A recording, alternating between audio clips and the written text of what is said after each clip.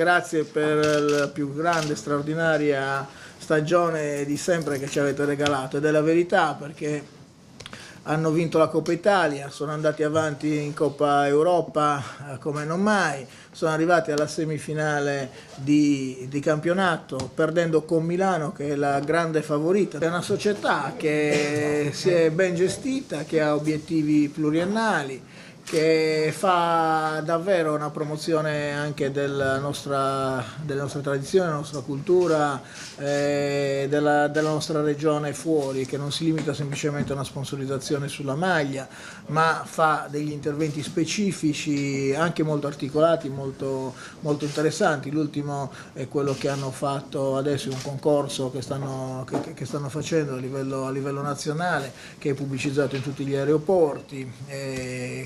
Ti aspettiamo in Sardegna. Ti aspettiamo in Sardegna. Credo comunque loro siano in grado poi di documentare, hanno già fatto con l'assessorato al turismo esattamente questa attività. Il futuro è sempre più difficile, perché adesso incrociamo le dita, noi aspiriamo alla massima serie delle coppe europee, che ovviamente richiedono impegni ancora più gravosi, e poi siccome funziona così, che non ci si accontenta mai, adesso l'anno prossimo bisogna come minimo rivincere la Coppa Italia. Siamo arrivati in semifinale e abbiamo perso alla fine, quindi bisogna giocare sempre di più, e quindi ci si aspetta sempre di più.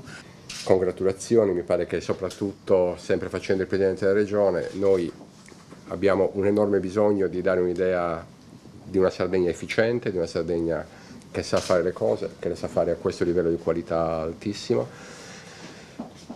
e questo è un incoraggiamento enorme, oltre che una pubblicità assolutamente gigantesca nella direzione giusta. L'altro giorno ero a Villa Cidro a stringere la mano a Fabio Aru, cominciamo ad avere una bella articolazione di sponsors per noi. Noi dobbiamo essere i vostri sponsor, e voi siete però gli sponsor della Sardegna, quindi non ho proprio altro da dire se non grazie della vostra qualità.